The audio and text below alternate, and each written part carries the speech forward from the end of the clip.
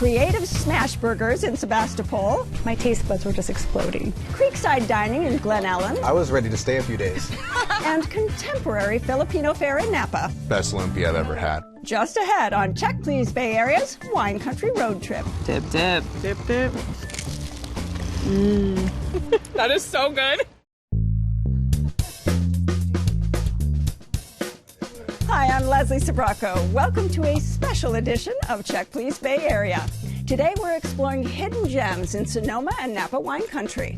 We have 3 guests, and each one recommends one of their favorite spots, and the other 2 go check them out to see what they think. Joining me at the Check Please table today are chef and culinary consultant Reno Cruz, investment manager Devin Scharf, and growth and wellness coach Jennifer Griffin. Welcome, everyone. How you doing? Are you ready? Yes. Absolutely. Are you ready? Yes, we're ready. Devin gets things off to a smashing start with his hip little spot. Featuring creative, playful takes on burgers, hoagies, and melts, it's the perfect place for a wine tasting timeout. Tucked away in Sebastopol, it's Lunchbox. Bacon, avocado. Chicken. Lunchbox, when we started it, we wanted to be nostalgic. And we just wanted to create like a really playful environment and a playful menu. Growing up, I was like an 80s child, so I had a lot of like fun, little unique like Ghostbusters lunchboxes and stuff like that. I'm really big on food memories. I feel like scent and taste like can take you right back to a place. And we thought like burgers and sandwiches and hoagies were the perfect way to do that. And I really like to eat. Eating is one of my favorite things to do, so it kind of all fell into place. Combines all the passions. Yeah. Got a spicy burger and a burger horn. The burger horn is like our take on a West Coast drive-thru burger. But we make it a little special because we grind our meat in-house. We do like an onion butter where we confit onions in butter for like 5 or 6 hours, and we finish it with like miso and mushroom powder. So it gives it like kind of like an umami oomph. The smash burgers are typically where we get to do really fun things, and that's usually where we incorporate all the different cheeses that we make in-house. This guy is going to be our spicy pepper cheddar. So this one has cayenne peppers with the hot sauce base. Right now we're doing like a pizza burger special that's really fun. Where we're grinding pepperoni into the actual patty. Tastes like pizza. We have like a little sidecar marinara, so you can like dip it in there. One of my favorite moments is when all the food hits the table, and there's just like, hopefully, 3 or 4 minutes of silence, where everyone just is like eating. Sometimes people will stay a really long time, and that always makes us feel good because we're like, oh, it's really comfortable. We'll see people reconnecting with friends. There's a lot of wonderful food in town, so when they choose to dine with us, it definitely makes us feel good.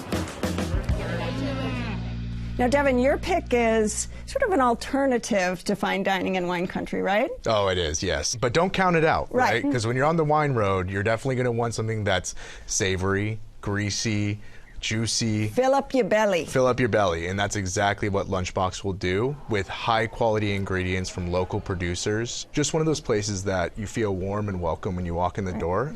My staple is the fried onion Oklahoma burger. Okay. 2 smash patties charred on the grill with onions that are fried underneath the patties. Now what Derek does is he takes these 2 patties, melts cheese over the top on a soft brioche bun. It is one of the simplest but most flavorful burgers I've ever had. It's just an awesome experience. An awesome bite. Yeah. Reno, what did you think? You know, hearing that you also had the fried onion Oklahoma burger, I realized I did order correctly. They really let the meat and the onions really develop the flavor in there along with the bun. First bite into it, you realize they're using a really good quality beef. The other thing too is I've had experience where some smash burgers, they really kind of short you on the meat. So it's more about the gimmicky aspect of the smash burger. Next thing you know, you have this burger and you don't actually feel like you're having a burger. Not the case at Lunchbox. Nice. Well, I have driven by this restaurant so many times, and I've always looked over that way and said, I'm going to stop one of these days. And this was a perfect opportunity. So I went the traditional route. I had the Rachel, which was a thinly sliced turkey breast. And it had this amazing coleslaw, which was nice and creamy, with a Havarti cheese on a toasted Redbird sourdough bread. It was amazing. I mean, this thing was huge. It came out and it was like a double-decker, maybe 4 to 5 inches tall, with a little How tiny did you get it in the mouth? Yeah, really strategic. Yeah. I just fell in love with this place. My brother actually lives close by, and he drives by it every single day, and he had never had a chance to go, and this was his excuse to come with me. He veered from the smash burger, and he actually gave their Reuben a try. And, you know, the minute they put his Reuben down, I knew I needed at least a bite of it, if not more. The ratio to meat to bread was wonderful. It was double stacked, so when they bring it over, it does have a look where it gets put in front of you, and you kind of wonder, like, okay, I'm going to have to conquer this thing. But when him and I get together, there's really nothing left over. So. That's right. That's right. One of the things I love is the griddled mortadella sandwich.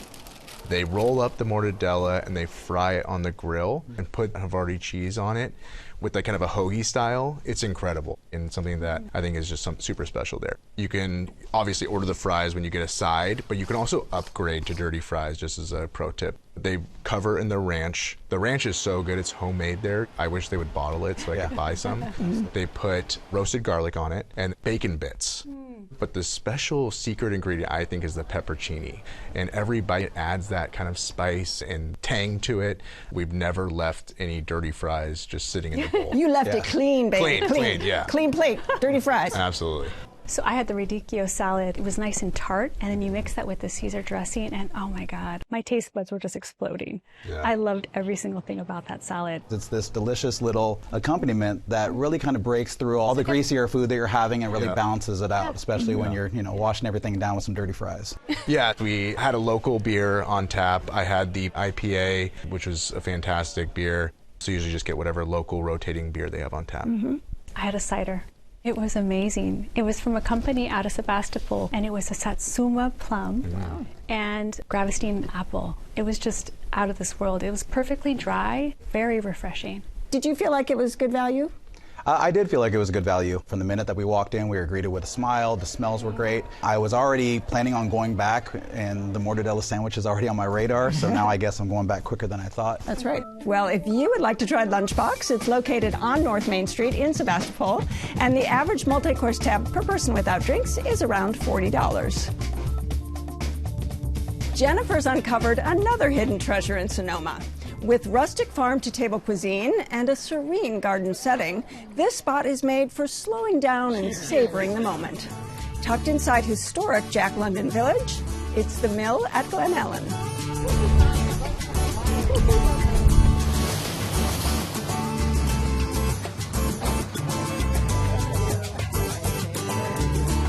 The Mill at Glen Ellen is just like my home. I am connected to every part of it. The mill was built by General Vallejo. It was the very first building in Glen Ellen. He built this spur of the railroad to take his lumber to San Francisco. We like old rustic buildings, and we are old school as well, so it fits perfectly with us. And the best part about this, the nature around it.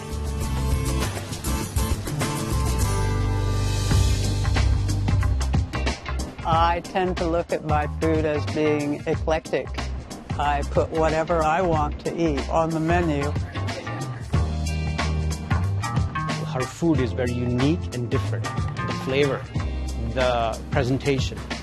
We wanted to create a menu where everybody in a family can come and eat and enjoy. Vegan, vegetarian, gluten-free. Thank you. Some of my favorites are the crispy fried tofu. I love our clam chowder as well. As far as a burger is the most popular on the whole menu. Whenever they make it, my mouth actually waters. And we have a special that we change every day. That is our house pizza. Our pizza is garnished and it's beautiful, and everybody is really surprised because it doesn't look like just a pizza.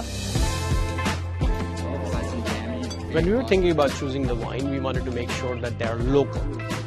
We have to love them before we put it out to the guest.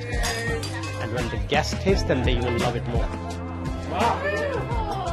This staff has been with me, some of them as many as 35 years. We are all about service and connection. Taking care of people, I've always loved doing that, and that just came naturally to me. People feel welcome, and that is our goal. Amazing.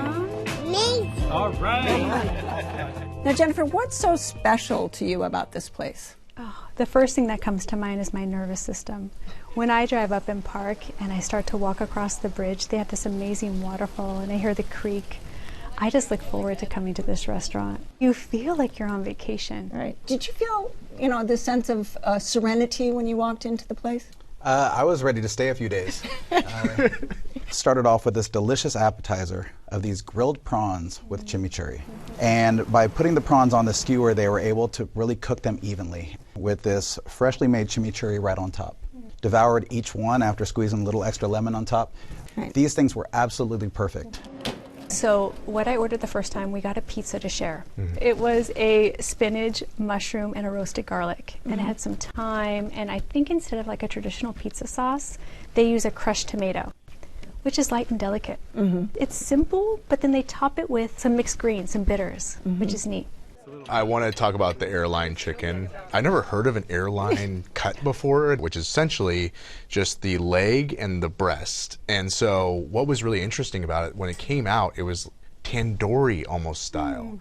And it had this really crisp skin, but the chicken was so tender. And then you had this layer of potato gratin underneath that was just super cheesy and creamy. It was just an amazing dish. And actually, a customer came up and said, he loves this meal so much that if he had a last meal, this would be it. Oh, So that's it's high kind of a praise, cool isn't story. it? Yeah.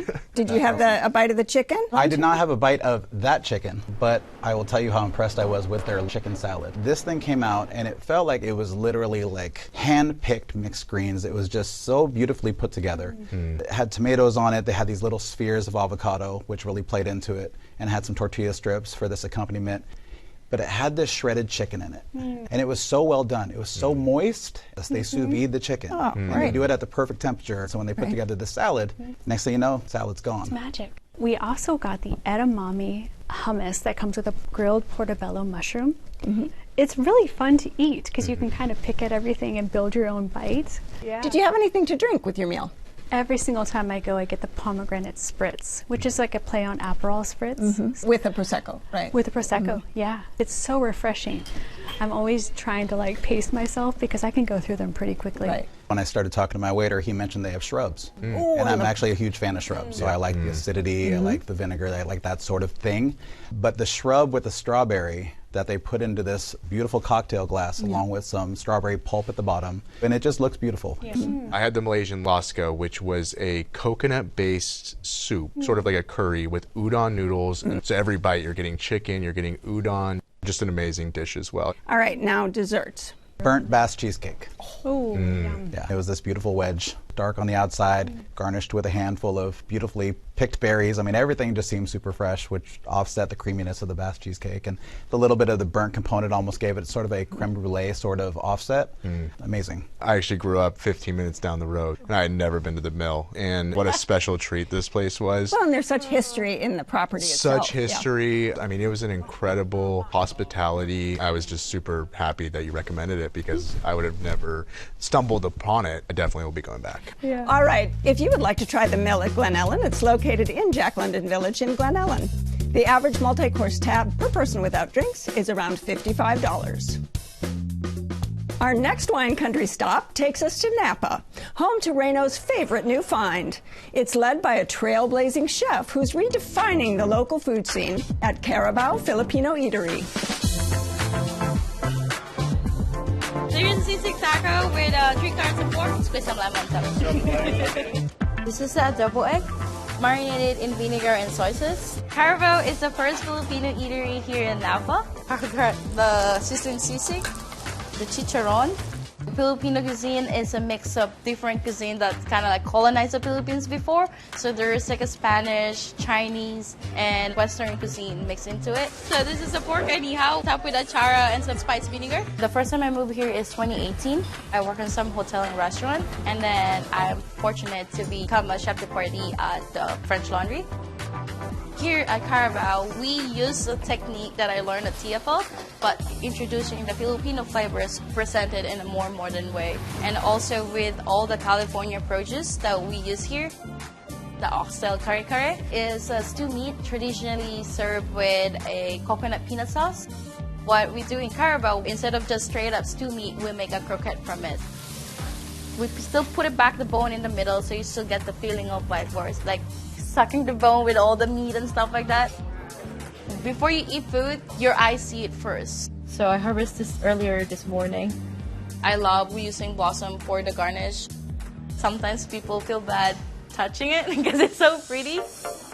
I love seeing the people that's eating the food I cook, like smiling like, that's like very satisfying.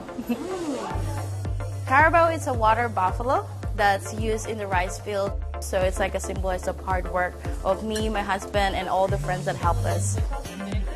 And then on the hallway, there is 6 birds. It's represent my 6 years here in America. It's Maya bird, so it's represent of freedom. There's like a life cycle. That's why it's going up and down. So don't give up, just keep flying. Now, Reina, I would have to say this absolutely qualifies as kind of a local secret find in wine country that people, I'm sure, don't know about it unless you're local living in that area.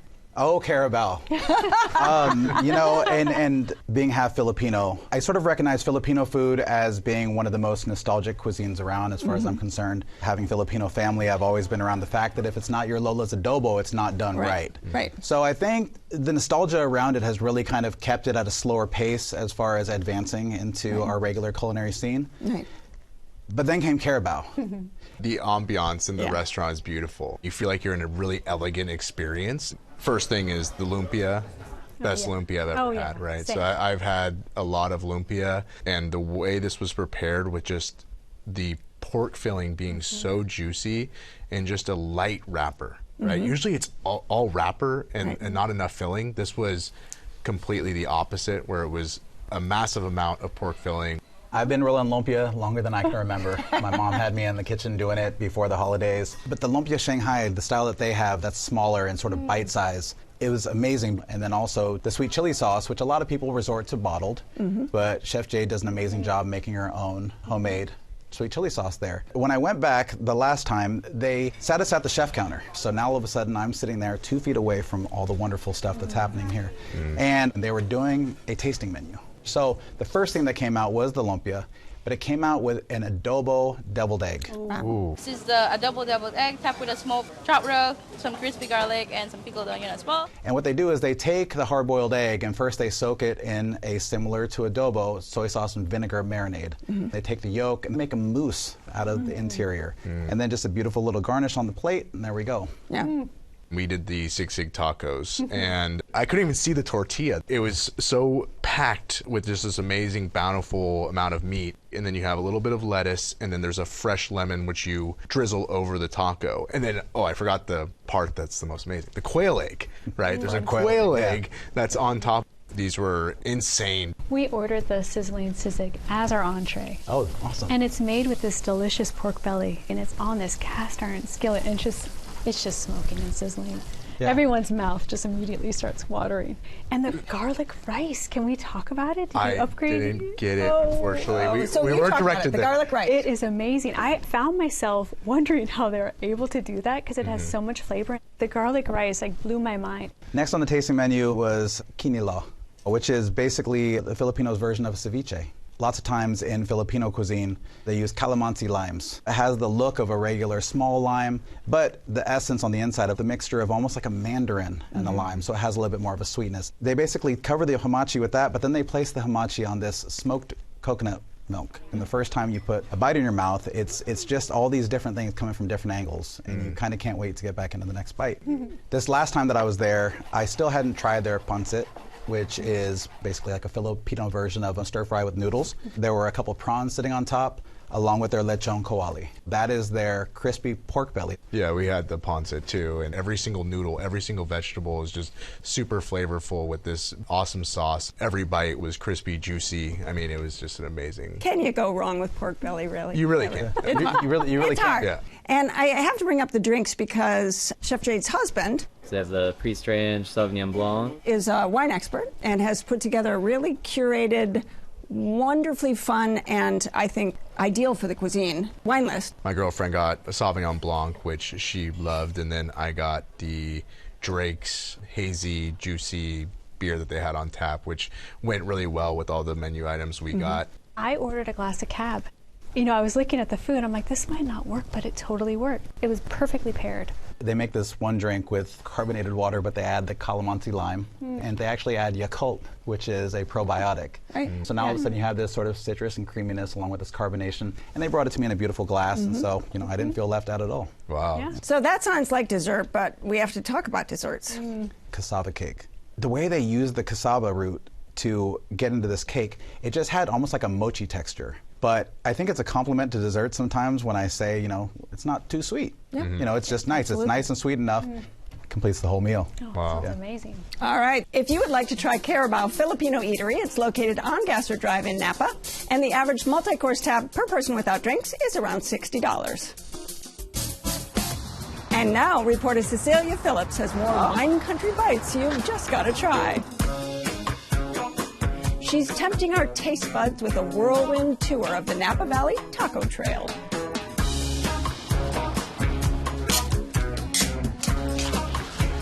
When I think of wine country, I think of beautiful vineyards, sipping a little bit of rosé, but maybe this whole time I should have been thinking of tacos. Yeah, our locals right here love our tacos. How did this area become known for having fantastic tacos? It has to do with the field workers and the people that were working in the wine industry. And they come out for work and they come and trying to find food that they can actually relate to. My father had the first taco truck here in Napa Valley. What is the taco that you do? You just do one thing and you do it really well. Tacos de cabeza al vapor, steamed beef, head tacos. And don't knock it till you try it. It's like a pot roast. It cooks for 14 hours and melts in your mouth. It's just onion, cilantro, and our special salsa. Squirt a little bit of lime in there. Okay. You take a bite of the taco, maybe a bite of that radish, and then a bite of that chili pepper if you're brave enough. There you go.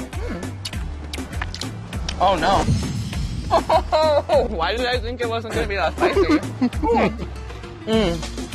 Delicious. Thank you. All right. Thank you. Thank you so much. Woo, on to the next one. Let's go. Tacos El Muchacho Alegre just means happy, full of vibes, and you know, we make sure that everyone that comes here leaves with a smile. So you all do some amazing tacos here, but you're really known for one thing, right? Yes, and that is the shrimp taco. The shrimp gets grilled, we put a little bit of cheese on the tortilla, cabbage, tomato, avocado, pickled veggies, and our chipotle aioli, which is homemade, which you will not find anywhere, and it is amazing. All right, here we go. Cheers. This chipotle aioli. The chipotle aioli. I've never had anything like it. You're right. So good. Look at that thing. He took off to get napkins because this is messy. I got your no onion, no cilantro. I'm here at the next stop, super excited because I would say I'm pretty addicted to tacos. Yeah. I think that you agree? I agree, 100%. You at Taco Addiction do one really amazing, unique thing very well. What do you do? We do puffy tacos. Okay, so what's a puffy taco? It's a handmade, deep-fried taco. So we hand make our masa daily fresh, and we put them in a tortilla press, put them on the plancha, make it nice and warm, pan fry them because we like it home style here. And then we fill it up with our top selling item, which is the birria, and it comes with our consomme dipping sauce. Dip, dip. Dip, dip.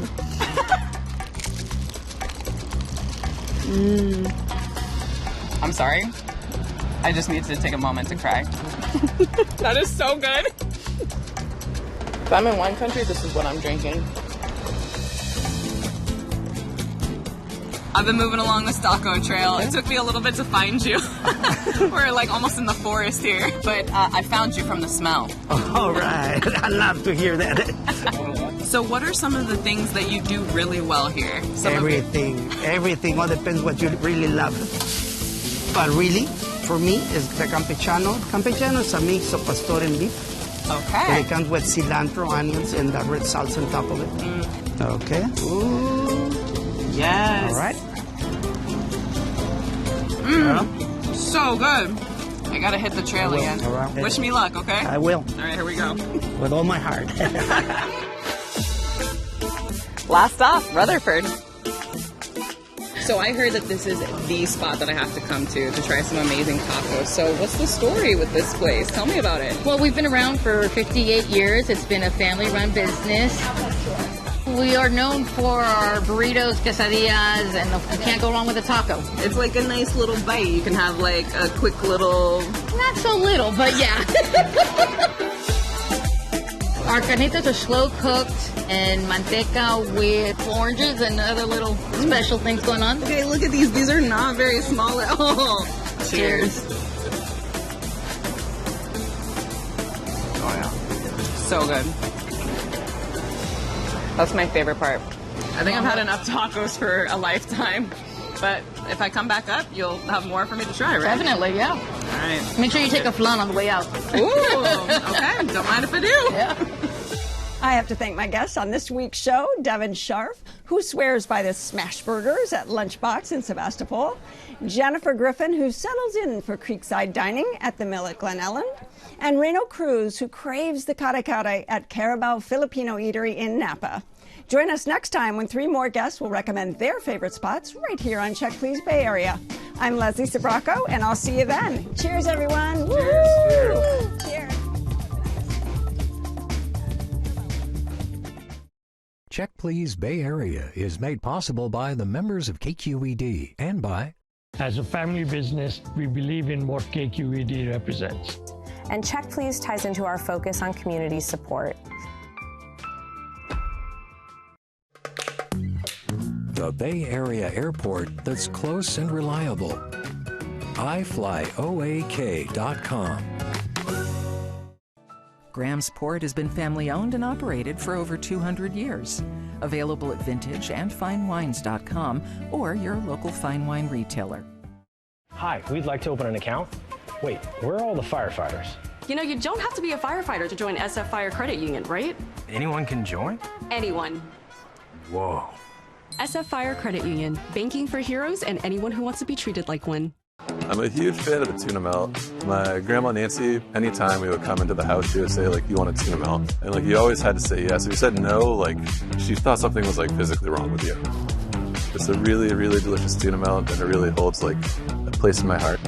When I was looking to work, I went to a lot of kitchen, and a lot of people rejected me. Then I met Dana, and she finally gave me my first break. Basically, because we were working together, I fell in love with her, and we've been together for 25 years. I don't mind working long hours because it's kind of like nourishing to me, seeing the guests. My ears is like turning hot when they come in here because they're like, oh, chef, like, we're so proud of you. I'm like, thank you so much. Sometimes I feel like I want to cry when they're telling me that, but I'm like, just keep smiling. Your dad made a huge impact in this community, and he changed the culture of eating from food trucks. What does that mean to you? I'm just trying to live up to his legacy. I mean, it's just the reason why we're still here, and the reason why we're still producing the same thing, and the reason why we don't change. You know what I mean?